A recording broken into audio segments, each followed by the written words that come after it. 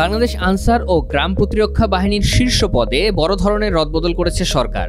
বাহিনীর ১৯ ঊর্ধ্বতন কর্মকর্তাকে বদলি করা হয়েছে। বদলি করা কর্মকর্তাদের মধ্যে উপমহাপরিচালক পদমর্যাদার ৯ জন এবং পরিচালক পদমর্যাদার ১০ জন রয়েছেন।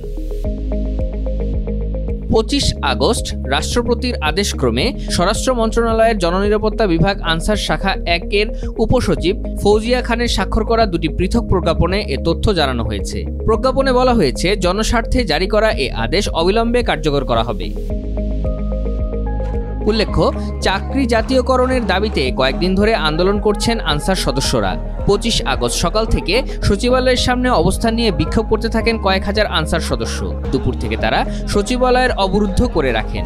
রাতে শিক্ষার্থীরা সচিবালয় এলাকায় জড়ো হতে শুরু করলে আনসার সদস্যদের সঙ্গে তাদের সংঘর্ষ হয়। এক পর্যায়ে সচিবালয়ের সামনের রাস্তা শিক্ষার্থীদের দখলে চলে যায়। সংঘর্ষের ৩০ মিনিটের মধ্যে ধাওয়া খেয়ে সব আনসার সদস্য পালিয়ে যায়।